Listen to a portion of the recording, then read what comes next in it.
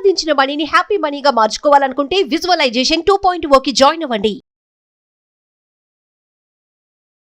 నమస్కారం సుబ్బారావు గారు. నమస్తే అండి.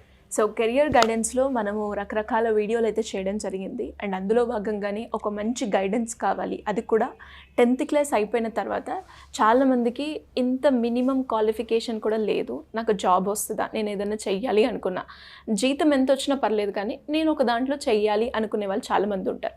అలా 10th తర్వాత ఎవరికైనా కూడా ఒక జాబ్ ఆపర్చునిటీ కావాలి అనుకుంటే ఏమన్నా అవకాశం ఉందంటారా సార్? 10th అయింది అంటే 10th అయిన వాడికి ఏమొస్తుందండి అనేటువంటి వాళ్ళు చాలామంది ఉంటారు. అసలు డిగ్రీ అయితే లేదా ఇంజనీరింగ్ అయినా ఈ రోజున జాబ్స్ లేవు అనేటువంటి పరిస్థితిలో ఉంది. అలాంటిది 10th క్లాస్ మాత్రమే అయినటువంటి పిల్లలకు కూడా ఉన్నటువంటి ఒక ఆపర్చునిటీ. ఓకే, సెంట్రల్ గవర్నమెంట్లో ప్రభుత్వ ఉద్యోగం వెయిట్ చేస్తుంది వాళ్ళ కోసం. 8,326 పోస్టులు ఇండియా వైడ్ వెయిట్ చేస్తున్నాయి వాళ్ళ కోసం. సూపర్. సో 10th క్లాస్ అయిన వాళ్ళకి ప్రభుత్వ ఉద్యోగం, మూల వేతనం 18,000. అచ్చా, కంప్లీట్ గా చేతికి వచ్చేది సుమారుగా 35,000 వస్తుందండి ఇందులో సెలెక్ట్ అయితే 10th అయినటువంటి పిల్లలకి. నిజంగా చాలా ఒక మంచి గుడ్ న్యూస్ చెప్పారు. మార్నింగ్ అని చెప్తాను. మనము సాఫ్ట్వేర్ అయినా ఒక బీటెక్ చదివిన తర్వాత ఏదైనా ఒక ఫ్రెషర్గా మనం ఒక కంపెనీకి వెళ్తున్నాము అంటే మినిమంగా మనకు వచ్చేది 13,000 to 15,000 మాత్రమే. మళ్ళీ అందులో కట్టింగ్స్ పోగా మనకి వచ్చేది అరౌండ్ 13 మాత్రమే. ఇది ఇనిషియల్గానే 18,000 ఇస్తున్నాయి అంటే ఎలా సార్? అంటే ఎలా అప్లై చేసుకోవాలి? ఇనిషియల్గానే 35,000 అండి, మూల వేతనం 18,000, దానికి అడిషనల్గా యాడ్ అవుతాయి కదండి గవర్నమెంట్ కదా, సో 35,000. Great sir. సో మరి ఇది ఎలా అప్లై చేసుకోవాలి, ఎవరెవరు దీనికి ఎలిజిబుల్, దీనికి కావాల్సిన డాక్యుమెంట్స్ ఏంటి? తప్పకుండా 8,326 పోస్టులు అన్నాను కదండి. ఇవి 2 రకాల పోస్టులు ఉన్నాయండి. స్టాఫ్ సెలక్షన్ కమిషన్ అని వింటాం, మనం SSC అని వింటాం.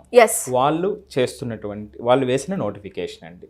దీంట్లో 2 రకాల పోస్టులు ఉన్నాయండి. ఒకటి MTS మల్టీ టాస్కింగ్ స్టాఫ్ అనేటువంటిది ఒకటి, రెండవది హవల్దార్ అనేటువంటిది రెండవదండి. ఈ 2 రకాల పోస్టులు ఇక్కడ వెయిట్ చేస్తున్నాయి ఈ నోటిఫికేషన్లో. MTS అంటే ఏంటంటే మల్టీ టాస్కింగ్ స్టాఫ్ అంటారు. వీళ్ళు హవల్దార్. వీళ్ళు ఎక్కడ పనిచేస్తారు అనేటప్పుడు హవల్దార్ అనేటువంటి వాళ్ళు CBIC central bureau of income tax department, అంటే indirect taxes and customs department CBIC ఉంటుందండి. అట్లాగే CBN central bureau of narcotics, ఈ ఆఫీసెస్లో వీళ్ళు వర్క్ చేస్తారనమాట హవల్దార్. వీళ్ళు ఏమిటంటే ఎవరైతే సీనియర్స్ ఉన్నారో వాళ్ళకి హెల్పింగ్గా ఉంటారనమాట అండి. సో వీళ్ళు, నేను ఇప్పుడే చెప్పాను, కస్టమ్స్, నార్కోటిక్స్, వీళ్ళు బయట ఎక్కువ తిరుగుతూ ఉంటారు, రైడింగ్స్కి అది వెళ్తూ ఉంటారు. వాళ్ళకి ఆఫీసర్స్కి హెల్పింగ్ హ్యాండ్ కింద ఉండేటువంటి వాళ్ళు వీళ్ళు అనమాట. అక్కడ గార్డింగ్ డ్యూటీ ఆఫీస్లో ఉన్నట్లయితే. సో ఇలా నెక్స్ట్ పోస్ట్ MTSకి వచ్చేటప్పటికి సెంట్రల్ గవర్నమెంట్స్ డిపార్ట్మెంట్స్ ఉంటాయి కదండి, డిఫరెంట్ డిపార్ట్మెంట్స్, అది అక్రాస్ ఇండియా ఉంటాయి. మనకి తెలంగాణలో ఉంటాయి, ఆంధ్రాలో ఉంటాయి. సో అక్కడ కానీ ఢిల్లీలో కానీ ఆ డిపార్ట్మెంట్కి సంబంధించినటువంటి వేకెన్సీస్లో వీళ్ళు పోస్ట్ చేస్తారనమాట MTS మల్టీ టాస్కింగ్ స్టాఫ్. వీళ్ళు కూడా ఏంటంటే ఆఫీస్ వ్యవహారాలు చూడటం, ఆ ఫైల్స్ భద్రంగా ఉంచటం, ఫైల్స్ని ఒక చోట నుంచి ఇంకొక చోటకి, డిపార్ట్మెంట్ నుంచి డిపార్ట్మెంట్కి రెస్పాన్సిబిలిటీ తీసుకుని పంపించడం, తీసుకెళ్ళటం అనేటువంటి డ్యూటీ. ఇది లెవెల్ 1 జాబ్ అండి, లెవెల్ 1 జాబ్ అండి ఇది. ఓకే, సో ఇలాంటి డ్యూటీ. అంటే ఈ రెండింటిలో మీరు తేడా చూస్తే MTS అయితే ఆఫీస్ వర్క్ అనమాట అండి, ఉదయం వెళ్ళి సాయంత్రం వచ్చేసేటువంటిది. హవల్దార్ అంటే టైమింగ్స్ ఉండవు, ఒక్కొక్కసారి బయట విజిటింగ్ వెళ్ళవలసి ఉంటుంది, సడన్ విజిట్స్ ఉంటాయి. ఇవి నేచర్ ఆఫ్ ద వర్క్. ఇక అర్హతకు వచ్చేటప్పటికి 10th క్లాస్ అయితే చాలు, ప్రతి ఒక్కరూ కూడా 10th క్లాస్ అయినటువంటి వాళ్ళు దీనికి ఎలిజిబుల్, దీన్ని అప్లై చేయొచ్చు. ఎలా సార్, ఎక్కడ అప్లై చేయాలి? సో దీన్ని ఎలా అప్లై చేయాలంటే ssc.gov.in వెబ్సైట్లోకి వెళ్తే అక్కడ మీకు క్లియర్గా అన్ని డీటెయిల్స్ ఉంటాయన్నమాట. దాని ద్వారా మీరు అప్లై చేయొచ్చు. దీనికి July 31 last date. Okay, exam అంటూ ఈ మంత్ ఉంది. సో దీనికి ఎగ్జామ్ ఉంటుందండి. దీనికి ఏ ఎగ్జామ్ ఉంటుందంటే 2 రకాల ఎగ్జామ్స్ ఉంటాయి. అంటే సెషన్ 1, సెషన్ 2. సెషన్ 1లో రీజనింగ్కి సంబంధించి, మ్యాథమెటిక్స్ ఎబిలిటీకి సంబంధించినటువంటి క్వశ్చన్స్ ఉంటాయన్నమాట అండి. ఒక్కొక్క దాంట్లో 20 క్వశ్చన్స్, 40 క్వశ్చన్స్ ఉంటాయి. దీనికి నెగిటివ్ మార్కింగ్ ఉండదు. రెండో సెషన్కి వచ్చేటప్పటికి ఇంగ్లీష్కి సంబంధించి, ఇంగ్లీష్ కాంప్రహెన్షన్కి సంబంధించినటువంటి ఇంకొక టెస్ట్ ఉంటుంది. సో ఇక్కడ 50 మార్క్స్ ఉంటాయి. సో టోటల్గా 4 విభాగాలు ఉంటాయన్నమాట అండి. సెషన్ 1లో 2 విభాగాలు, సెషన్ 2లో 2 విభాగాలు. సెషన్ 2కి వచ్చేటప్పటికి లాంగ్వేజ్ ఏదైతే చెప్పామో దాంట్లో నెగిటివ్ మార్కింగ్ కూడా ఉంటుంది. 50 క్వశ్చన్స్ ఉంటాయి. టోటల్గా 270 మార్క్స్కి ఎగ్జామ్ అనమాట అండి. సో అది జాగ్రత్తగా చూసుకుంటే సరిపోతుంది. ఇంకొక గుడ్ న్యూస్ ఏమిటంటే తెలుగు వాళ్ళు తెలుగులో రాయొచ్చు పేపర్. ఈ ఇంగ్లీష్ సెషన్ 2 తప్పించి సెషన్ 1కి సంబంధించినటువంటి రీజనింగ్, ప్రాబ్లమ్ సాల్వింగ్ కానివ్వండి, మ్యాథమెటిక్స్ ఎబిలిటీకి సంబంధించినటువంటిది వాళ్ళు తెలుగులో కూడా ఆప్ట్ చేసుకోవచ్చు. Great option. సో ఇదండి. ఇక ఏజ్ రిస్ట్రిక్షన్ కూడా ఉందండి. మన వచ్చే ఆగస్టు 1వ తారీఖు 2024కి ఎంటీఎస్కి అయితే 18 నుంచి 25 సంవత్సరాల మధ్యలో వయసు ఉండాలండి. ఓకే. హవల్దార్కి వచ్చేటప్పటికి 18 నుంచి 27 సంవత్సరాల వయసు ఉండాలి. ఇక కేటగిరీకి వచ్చేటప్పటికి యూజువల్ రిలాక్సేషన్ 3 years 5 years ఏదో రిలాక్సేషన్ ఏదైతే ఉంటుందో కేటగిరీకి సంబంధించి అది ఎలాగో ఉంటుందండి. దీనితో పాటుగా మీకు ఫిజికల్ టెస్ట్ కూడా ఉంటుంది. ఓకే. సో పీఈటీ అంటారు, ఫిజికల్ ఎండ్యూరెన్స్ టెస్ట్ అంటారు. సో వాళ్ళకి ఏమిటంటే 1600 మీటర్స్ అనేటువంటి దాన్ని మగవాళ్ళు అయితే 15 minutesలోని, ఆడవాళ్ళు అయితే 20 నిమిషాల్లోని చేరుకోవాలన్నమాట అండి. అది ఎండ్యూరెన్స్ టెస్ట్ ఒకటి.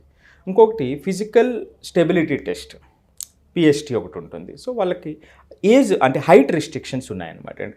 అబ్బాయిలకైతే 157.5 సెంటీమీటర్ల హైట్ ఉండాలి. ఛాతీ వచ్చేటప్పటికి బ్రీత్ తీసుకునేటప్పుడు 81 సెంటీమీటర్స్కి అబ్బాయిలకు ఉండాలి. అదే అమ్మాయిల విషయంలోకి వచ్చేటప్పటికి 152 సెంటీమీటర్ల ఎత్తు, 48 kgs వెయిట్ ఉండాలన్నమాట అండి. ఇవి ఫిజికల్గా సంబంధించినటువంటి రిక్వైర్మెంట్స్.